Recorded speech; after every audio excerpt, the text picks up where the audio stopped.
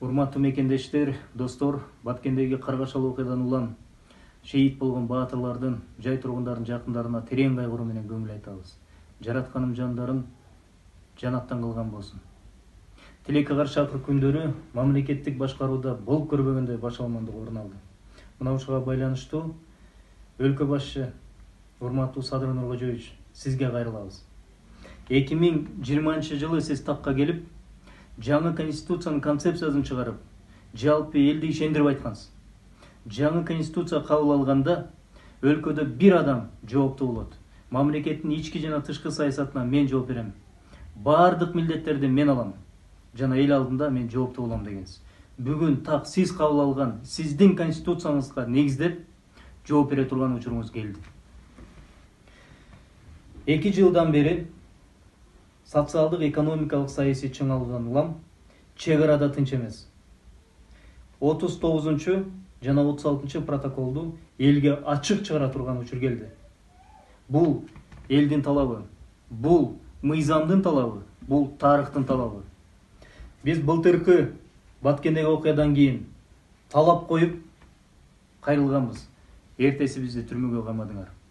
Бизди душман кылдыңар. Бирок 1 жылдан кийин окуя оорунан кайталанды. Учурунда элдин коопсуздугун караган сиздин эң жакын досуңузду кызматтан алууну талап кылганбыз. Бүгүн дагы ал талап күчүндө. Бүгүн жалпы коомчулук талап кылууда. Акыркы 2 жыл сиз бийликке келгенден баштап чек ара чыры токтой элек. Ок чыгып, бейгүнөө жарандарыбыз, керек болсо ымыркай балдарыбыз көз жумуп атат. Бүгүнкү күнгө чейин эч ким жооп бере элек. Эмнеден улам? Мамлекеттик башкаруудагы башаламандыктан. Мисалы, сиз Бириккен Улуттар Уюмуна барып, элдин талабы менен, элдин өтүнүчү, суранычы менен Тажикстан агрессор деп бийик трибунадан сүйлөдүңүз. Келген соң коопсуздукту караган досуңуз Тажикстандын расмий аскерлери менен эмес, түшүнүксүз адамдар менен согуштук деп айтты. Эл кимге ишениш керек? Эл кимге таянышы керек? Бириккен Улуттар Уюмунан келгенден кийин сизде Кыргызстанды бир дагы президентинде жок уникалдуу мүмкүнчүлүк пайда болгон. Бул кыргыздын руху, деми, күчү, патриоттук сезими суу электе мүмкүнчүлүктөн пайдаланып бириктирген шартыңыз бар эле, бирок аны да колдоно алган жоксуз. Анын ордуна бир интервьюңуз менен жаштарды чектеп, элди жектеп, бир интервьюңузда 20 жолу мен деп текеберлик менен сүйлөп, бир гана рахматты айттыңыз ал сизден интервью алган журналистке. Мына ошондон кийин элдин деми суу ичти. Эми эл сизден суранбай, эл сизден талап кылат. Айтылган 39 жана 36 протоколду ашка чыгарыңыз. Былтыр апрелдин 24-25-inde сиз Ташкентке расмий сапар менен бардыңыз. Шавкат Мирамонович менен кезигип, бир сутканын ичинде чечим кабыл алдыңар дагы 26-27-си Коопсуздук кеңешинин төрагасы барды, протоколго кол коюп келди.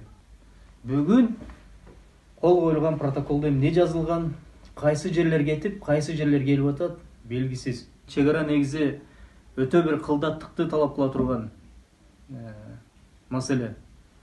Түшүнөм, айрымдарын ачыктасак, айрымдарын ачыктай албайт экенбиз.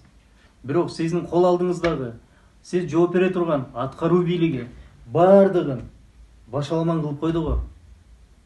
Бирөө туура айтса, бирөө туура эмес айтып, бардыгы жалган болуп атат го. Эл дүрбөлөң болбой, элди дүрбөткөн аткаруу бийлиги болуп атпайбы? Жада калса элде эмес, парламенттин депутаттарына маалымат жок болуп атпайбы?